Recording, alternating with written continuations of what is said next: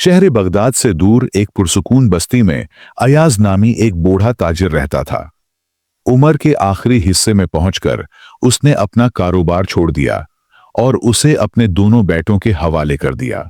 अयाज का बड़ा बेटा हसन निहायत आला अखलाक का मालिक था। वो न सिर्फ ज़हीन था बल्कि अपने उम्दा किरदार की वजह से बस्ती में इज्जत की निगाह से देखा जाता था। हसन हमेशा कारोबार में खुद पर ज्यादा बोझ डालता और अपने छोटे भाई कामिल को ज्यादा जिम्मेदारियों से बचाता, लेकिन उसके साथ साथ वो कामिल को मुसलसल नसीहत भी करता कि तिजारत में ईमानदारी सबसे बड़ी दौलत है। वो उसे सिखाता कि सच्चाई और दियानतदारी के बगैर कारोबार में बरकत नहीं आती। कुछ अरसे बाद अयाज के दिल में एक नई सोच ने जन्म लिया। वो अक्सर बैठकर यह सोचता कि क्यों ना अपने दोनों बेटों की शादी करवा दूं। वो जवान हो चुके हैं और शादी के बाद अपने घर बसाएंगे तो जिंदगी मजीद संवर जाएगी। ये ख्याल उसे एक तरह की तसल्ली देता कि उनकी खुशियां अपनी आंखों से देखने का मौका मिलेगा। लेकिन अगर वो दुनिया से चला गया तो उसके बेसहारा बेटे किस तरह जिंदगी गुजारेंगे। हालांकि वो अब जवान और खुद मुख्तार थे, लेकिन फिर भी ये ख्याल हर बाप की तरह अयाज के जहन में भी गूंजने लगा। लिहाजा अयाज ने अपने बेटों की शादी तय कर दी और बगदाद के शहर में अपने एक रिश्तेदार के घर में उनका निकाह करवा दिया। शादी निहायत धूमधाम से हुई। बस्ती के लोग भी इस खुशी में शरीक हुए। अयाज को यूं महसूस हो रहा था जैसे बरसों बाद उसके दिल को हकीकी सुकून मिला हो। घर में अफराद बढ़ने से खुशी और भी ज्यादा हो गई। अयाज अपनी बहुओं का खास ख्याल रखता और अपने नवासों की उम्मीद पर दिन गुजारता। उसकी बीवी बहुत पहले वफात पा चुकी थी। बीवी के गुजर जाने के बाद अयाज बच्चों के सहारे जी रहा था, वरना जिंदगी से बहुत मायूस हो चुका था। लेकिन अब उसे ऐसा महसूस होता जैसे जिंदगी की खुशियां दोबारा लौट आई हो। मगर कुछ वक्त बाद कामिल, जो पहले ही लापरवाह और सख्त तबीयत का मालिक था, अपने बाप के सामने आ खड़ा हुआ। उसके चेहरे पर नागवारी के आसार नुमायां थे। वो तेज लहजे में बोला, अब्बा, मुझे कारोबार में अपना अलग हिस्सा चाहिए। मैं बड़े भाई हसन के साथ मजीद काम नहीं कर सकता। वो कमाई का ज्यादा हिस्सा खुद रख लेता है और मुझे कम देता है। ये नाइंसाफी है। मैं अब मजीद बर्दाश्त नहीं कर सकता। कामिल की बातें सुनकर बाप के दिल में भी हल्का सा शक पैदा हुआ कि शायद कामिल की बात में कुछ सच्चाई हो, क्योंकि बज़ाहिर तो बात ठीक थी। लेकिन वो हसन की तबीयत से खूब वाकिफ था। बचपन से लेकर आज तक हसन ने न कभी चोरी की थी और न ही झूठ बोला था। वो हमेशा ईमानदारी और दियानतदारी के साथ जिंदगी गुजारता आया था। लेकिन फिर भी अय्याज ने कामिल की बात को नजरअंदाज नहीं किया और गहरी सोच में पड़ गया। आखिरकार उसने हसन को बुलाकर नरमी से कहा, बेटा, मैं जानता हूं कि तुम हमेशा सच्चाई और दियानत के रास्ते पर चले हो और मुझे यकीन है कि ऐसा कोई मामला नहीं होगा। लेकिन अगर तुम्हारी रजा हो तो कारोबार का बंटवारा कर देना बेहतर होगा, ताकि दोनों भाई अपने अपने हिस्से के साथ इत्मीनान से जिंदगी गुजार सकें। ये कहते हुए अयाज के लहजे में अफसोस भी था और बेबसी भी, क्योंकि वो नहीं चाहता था कि उसके बेटों के दरमियान कोई रंजिश पैदा हो। हसन, जो एक नेक दिल और समझदार इंसान था, यह सुनकर गमजदा हो गया। वो सोचने लगा कि अगर उसके वालिद के सामने ही कारोबार का बंटवारा हो गया तो इस सदमे से अब्बा शायद गम से मर ही जाएंगे। वो नहीं चाहता था कि उसके वालिद की जिंदगी के आखिरी दिन किसी परेशानी में गुजरें। दूसरी तरफ हसन जानता था कि कामिल को तिजारत के मामलात की कोई खास समझ नहीं थी। अगर उसे अलग कर दिया गया तो वो नासमझी में सारा सरमाया जाया भी कर सकता है। इसी सोच के पेश नजर हसन ने कारोबार तकसीम करने से इनकार कर दिया। यह सुनकर कामिल तेश में आ गया।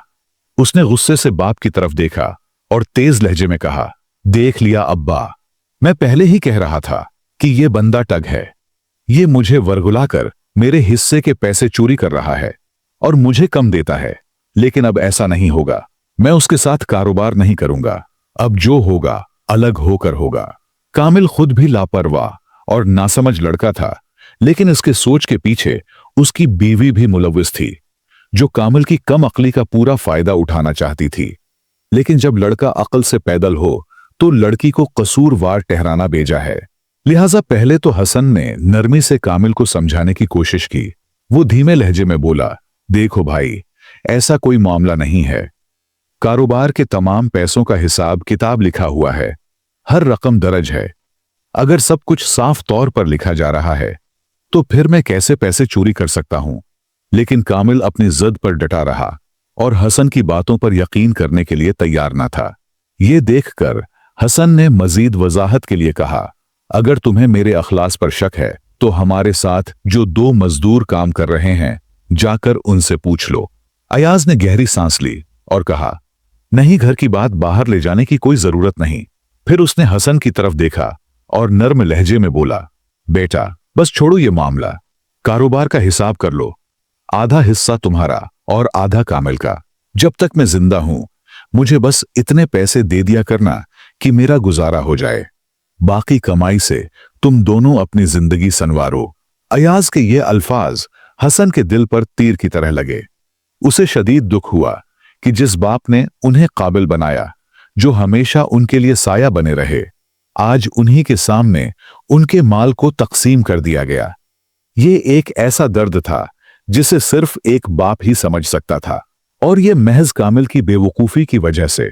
मगर उसने जब्त किया। वो नहीं चाहता था कि मजीद कोई तलखी पैदा हो, लिहाजा उसने खामोशी से बाप की बात मान ली और सबके सामने कारोबार का बंटवारा कर दिया। अब दोनों भाई अपने अपने हिस्से के मालिक बने।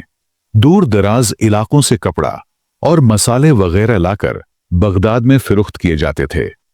हसन जानता था कि कामिल की फितरत लापरवाही की है और वो कारोबार चलाने की सलाहियत नहीं रखता। उसे यकीन था कि कामिल पैसे डबू बैठेगा, मगर वो कर भी क्या सकता था।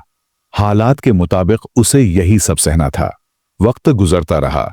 दोनों भाई एक ही घर में रहते थे, मगर कारोबार अलग अलग था। पहले जो 2 मजदूर उनके साथ काम करते थे वो भी तकसीम हो गए, एक कामिल के साथ और एक हसन के साथ। जिंदगी बज़ाहिर मामूल के मुताबिक चल रही थी, लेकिन अंदर ही अंदर तूफान उठ रहा था। हसन की समझदारी और मेहनत के बायस इसका कारोबार तरक्की कर रहा था, जबकि कामिल की लापरवाही और नासमझी ने जल्द ही उसे जवाल की तरफ धकेलना शुरू कर दिया। चंद ही महीनों में नुकसान होने लगा और वो मुसलसल घाटे में जाने लगा। कुछ अरसा बाद बड़े भाई हसन ने कामिल को नरमी से समझाया, भाई, अपने कारोबार का हर महीने हिसाब किताब किया करो ताकि तुम्हें कमाई और नुकसान का अंदाजा रहे। ऐसा ना हो कि तुम मुसलसल नुकसान में जा रहे हो और तुम्हें पता ही ना चले। मगर कामिल, जो अक्ल से बिल्कुल पैदल और कारोबार के मामलात से नावाकिफ था, अपनी जिद पर कायम रहा। उसने खुद एतमादी से जवाब दिया, नहीं भाई, मुझे सब मालूम है, मैं कमाई में हूं और मुझे एक एक टके का हिसाब रहता है, तुम फिक्र न करो। हसन और अयाज दोनों कामिल की लापरवाही से खूब वाकिफ थे, मगर वो खामोश रहे। जानते थे कि समझाने का कोई फायदा नहीं होगा। वक्त गुजरता रहा और बिलाखिर कामिल ने वो दिन देख लिया जिसका उसे हमेशा खौफ था। जब उसने कारोबार का हिसाब किया तो मालूम हुआ कि वो कर्जों में डूब चुका है, मगर उसके गुरूर का आलम यह था कि वो खुद को तसल्ली देता रहा, कोई बात नहीं, दुकान में अभी काफी सामान मौजूद है, जैसे तैसे करके कर्ज उतर ही जाएगा। मगर वो ये नहीं समझ रहा था कि अगर यही हाल रहा तो जल्द ही उसके पास बेचने की दुकान में सामान कम होने लगा। वो जो कभी शान से कहता था कि सब कुछ उसके काबू में है, अब आहिस्ता आहिस्ता हकीकत के करीब पहुंच रहा था। बाप और हसन दोनों कामिल की ये दिलेराना मगर हकीकत से खाली बातें सुनकर सोच में पड़ जाते कि शायद उसने कहीं और जगह पैसे लगा रखे हों, शायद वो कुछ और मंसूबा बना रहा हो, मगर सच तो जल्द ही खुलकर सामने आने वाला था। कुछ अरसा बाद आखिरकार कामिल कंगाल हो गया। एक दिन वो बोझल कदमों के साथ बाप के पास आया और बेबसी से कहने लगा, अब्बा, मैं मुसलसल नुकसान क्यों कर रहा हूं? मैं तो सब कुछ ठीक से करता हूं, फिर भी मेरा कारोबार डूब गया। और देखें, हसन का कारोबार दुगना हो चुका है। आखिर उसकी क्या वजह है? अयाज एक समझदार और तजर्बाकार शख्स था। उसने कामिल की बातें गौर से सुने लेकिन कुछ न कहा। वो जानता था कि कामिल जबानी बातों से नहीं मानेगा जब तक कि उसे अमली सबक न दिया जाए। इसलिए उसने एक तरकीब सोची। शाम को अयाज ने दोनों बेटों हसन और कामिल को अपने पास बुलाया और कहा, बेटा, मैं तुम दोनों से एक जरूरी बात करना चाहता हूं, लेकिन पहले शर्त यह है कि आज रात तुम दोनों मेरे कमरे में गुजारोगे। दोनों ने फौरन हामी भर ली। रात हुई और सब अपने बिस्तरों पर लेट गए। जब मुकम्मल खामोशी छा गई और दोनों बेटे गहरी नींद में चले गए, तो अयाज आहिस्ता से उठा और दोनों के बटुए जो उन्होंने तकिए के नीचे रखे थे निकाल लिए। वो बटुए अशरफियों से भरे थे। बटुए चुराकर वो दोबारा अपने बिस्तर पर आ गया, जैसे कुछ हुआ ही ना हो। सुबह होते ही तीनों जागे, नमाज अदा की और नाश्ता करने लगे। नाश्ता खत्म हुआ तो कामिल ने अपने तकिए के नीचे हाथ डाला और चीखने लगा, मेरा बटुआ कहां गया? उसने पूरा बिस्तर उलट दिया, मगर बटुआ नहीं मिला। मेरे पैसे कहां गए? किसने चुराए? कामिल गुस्से से चीखने लगा। वो फौरन हसन की तरफ देखकर बोला, ये तुम्हारी ही हरकत है, तुमने मेरा बटुआ चुरा लिया है। फिर वो अयाज की तरफ मुड़ा, अब्बा, आपने ही तो हमें यहां सुलाया था, आपने मेरा बटुआ चुराया तो नहीं है। तुम दोनों मेरे माल के पीछे पड़े हुए हो।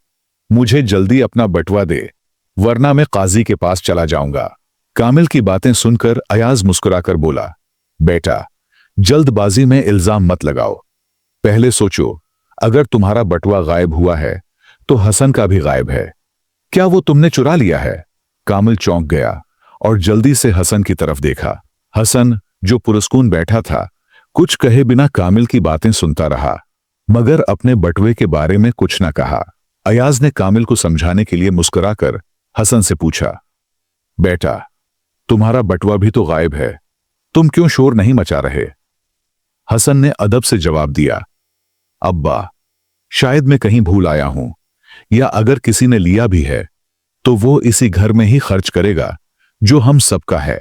अयाज ने कामिल की तरफ देखा और कहा, बेटा, यही फर्क है तुम में और हसन में। वो नुकसान पर सब्र करता है, तुम इल्जाम लगाते हो। वो मेहनत पर यकीन रखता है, तुम किस्मत पर। हसन की यही खूबी उसे कामयाब बनाती है और तुम्हारी यही जल्दबाजी तुम्हें नाकाम कर रही है। कुछ वक्त बाद जब बाप ने दोनों का रवैया देखा तो उसने अशरफियों के तेले निकालकर सामने रख दिए। कामिल और हसन हैरत में पड़ गए कि ये क्या माजरा है। बाप ने कामिल की तरफ देखा और गहरी आवाज में कहा, बेटा, तुम दूर दराज इलाकों से सामान लाते हो, मेहनत भी करते हो, लेकिन नाकामी की वजह यह है कि तुमने महज चंद अशरफियों के लिए अपने बाप और बड़े भाई पर इल्जाम तराशी की। इसका मतलब है कि तुम्हारे लिए रिश्तों से ज्यादा दौलत की भूख अहम है। तुम्हारी लालच और लापरवाही का नतीजा ही ये बंटवारा था। वरना अगर तुम्हारे दिल में सच्चाई और भाईचारा होता तो आज तुम अपने भाई के साथ मिलकर कारोबार को बहुत आगे ले जा चुके होते। मैंने सिर्फ तुमसे पैसे नहीं लिए थे, बल्कि हसन के तेले में तुमसे कई ज्यादा अशरफियां थीं, मगर वो खामोश रहा। उसे मालूम था कि ये पैसे या तो मैंने रखे हैं या उसके अपने भाई ने। उसके नजदीक इस बात से कोई फर्क नहीं पड़ता था कि दौलत मेरे पास हो या उसके पास, क्योंकि आखिर में ये सब इसी घर के लिए था। बाप के खामोश होते ही हसन ने धीमे लहजे में कहा, कामिल भाई, अगर आज तक तुम कारोबार में टिके हुए हो तो कभी सोचा है क्यों? अपने किसी मजदूर से पूछो कि तुम अब तक कैसे संभले हुए हो, वरना तुमने तो कब का अपने हिस्से का घर भी कारोबार में बेच दिया होता। कामिल ने बात को जानने के लिए जल्दी मजदूर को बुलाया और कहा, यह क्या कह रहा है? मजदूर ने कहा, मालिक, हसन भाई बिल्कुल सच कह रहे हैं। जब भी मैं सुबह दुकान खोलता तो हसन भाई आकर आपके सारा हिसाब देखते। जो नुकसान होता वो खामोशी से अपनी जेब से पैसे निकालकर मुझे देते और कुछ इजाफी पैसे देते और कहते, ये पैसों में शामिल कर दो और जो इजाफी अशरफियां दी है उसे अपने पास महफूज रखो। कामिल को मत बताओ ताकि वो कारोबार सीखे। नुकसान तो होता रहेगा, लेकिन चलो वो कुछ तो सीख लेगा। जितना कर्ज आप पर चढ़ा हुआ है उससे कहीं ज्यादा रकम हसन भाई ने मुझे थोड़ा थोड़ा करके दी है। मैंने ये पैसे अपनी अमानत समझकर रखे हैं। अगर आप चाहें तो मैं अभी के अभी आपको लुटा देता हूं। कामिल की आंखें आंसुओं से भर गईं और वो चीख चीख कर रोते हुए बाप और भाई के गले लग गया। उसे एहसास हुआ कि अगर ये दोनों ना होते तो वो आज कहीं का न रहता। निदामत से लबरेज लहजे में उसने हसन से कहा, भाई, मैं आपके साथ काम करूंगा, जो आप कहेंगे वही करूंगा। मैं वाकई नासमझ था, मुझे आप और अब्बा जान पर भरोसा करना चाहिए था। हसन ने मुस्कुराते हुए उसे गले लगा लिया और यूं दोनों भाई एक होकर कारोबार में जुट गए, जबकि बाप की खुशी का कोई ठिकाना न था। तो दोस्तों, हमारी जिंदगी में बाप और भाई का बहुत बड़ा किरदार होता है। ये रिश्ते बेमिसाल होते हैं, मगर अफसोस कि आजकल कुछ लोग चंद पैसों के लिए इन कीमती रिश्तों को तोड़ देते हैं, जिसका अंजाम बाद में बहुत भारी पड़ता है। याद रखें, किसी भी काम में, चाहे वो अपना हो या किसी और का, ईमानदारी, खुश अखलाकी और नेक नीति को कभी नहीं छोड़ना चाहिए, क्योंकि कामयाबी सिर्फ मेहनत से नहीं बल्कि अल्लाह की रजा, ईमानदारी, माँ बाप की दुआओं और गरीबों की मदद से मिलती है। अगर सिर्फ मेहनत ही सब कुछ होती तो मजदूर सबसे अमीर होता। मुझे उम्मीद है कि आपने इस कहानी से बहुत कुछ सीखा होगा। हमारे चैनल पर हर कहानी में एक गहरा सबक छुपा होता है, तो अगर आपने हमारी वीडियोस नहीं देखें तो जरूर देखें। मजीद सबक